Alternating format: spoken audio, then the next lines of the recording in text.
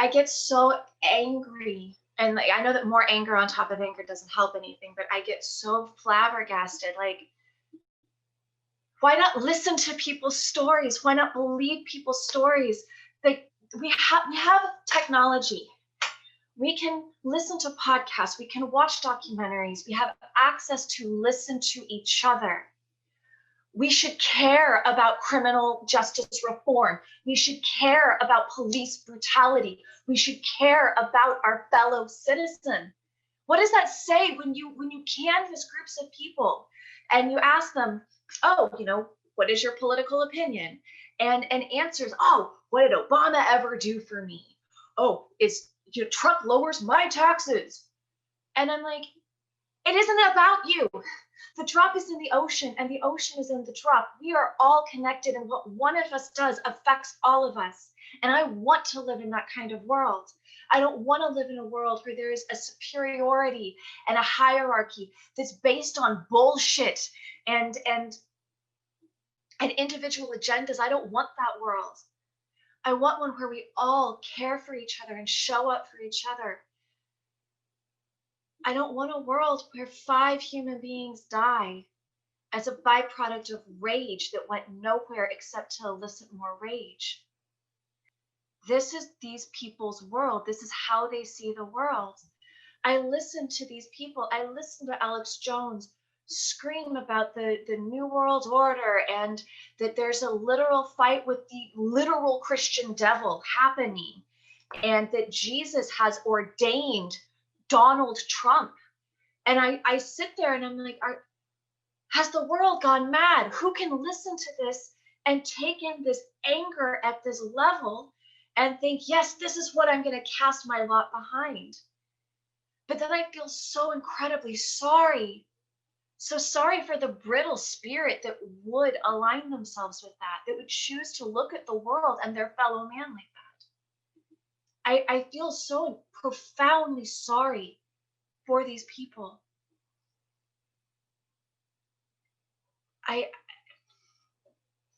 It's very disheartening.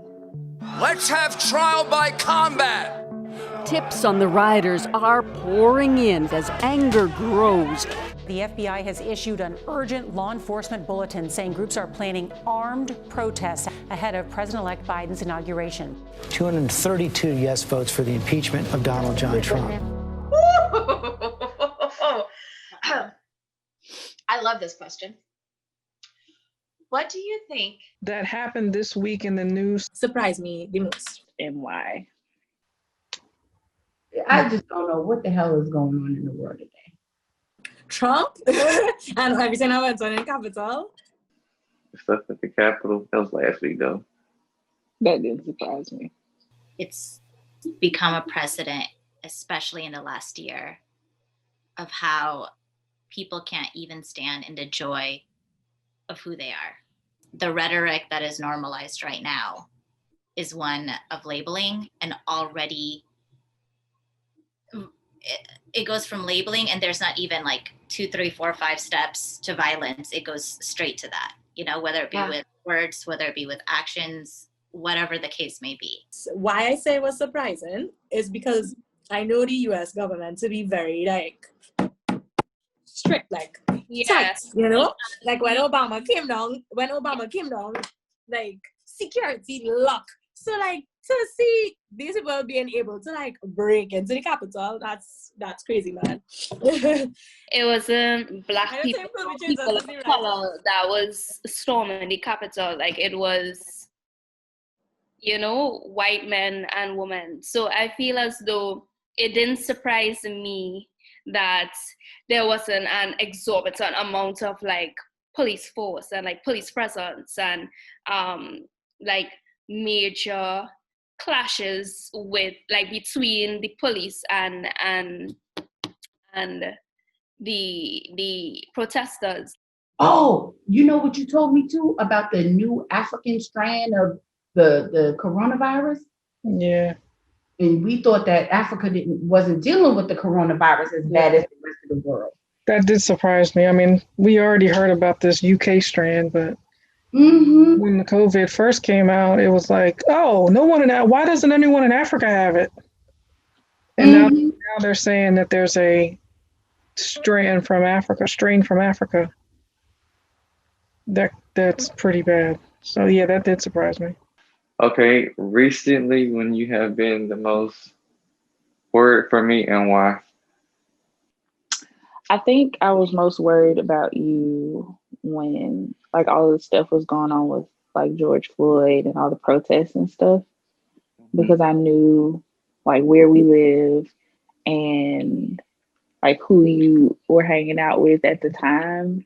And so that's why I would ask you so many questions about like, have you asked your friends like how they feel about all of this? Because I didn't want you to end up in a situation where you were hurt because you didn't know how they felt, and then it ended up manifesting in them doing something, crazy. What do you think scares me the most about the world right now? I feel like your place in the world in the future. So like, what is this world going to be? If it's like this now, what is it going to be when it is you have children, and where you're gonna go, and like, that, and also what we experiencing right now in Trinidad in terms of violence against women. What's going on in Trinidad right now, I think, is scary to you. I mean, it's scary to me. But kids that are growing up through this, even though no one is saying it to them, just by the political climate that they're in, they're being shown that they are not worthy of certain spaces and places. And that is what pisses me off about what's going on in this nation. I mean, the racism, the blatant violence, I mean, we've already talked about this, but just what we are in turn telling ourselves because of what is happening in this nation, and what we don't even have to speak words. Kids are already absorbing the things that are happening around them. They're smarter than we know. They pick up on things. Yeah. And to know that there are children out there that are already believing the beliefs of not being, at home in who they are because of what this nation is showing to them on a daily basis, that's unacceptable. When do you feel people judge us, and why do you think they do? Girl. So one thing for sure is they judge us from our color. You're light, I'm dark, right? Then they go into our race. You are Korean, I am Caribbean. So when I tell people I've never had black-eyed peas and greens, it's like, what? Because they automatically think, oh, I'm the black one. Why don't I eat that? And I say my wife introduced me to black-eyed peas and greens. I didn't know what that was. It happens a lot when we have work done on our house, because I'll call and be like, hey, we need our garage fixed. And they'll come by, and then boom, you pop up. And then they put two and two together, like, oh, they together. And they look at me, I'm light skinned, I look all sweet and innocent. And in my mind, I'm thinking, they probably wondering, how the hell did I pull you? Oh, because that's my vibe.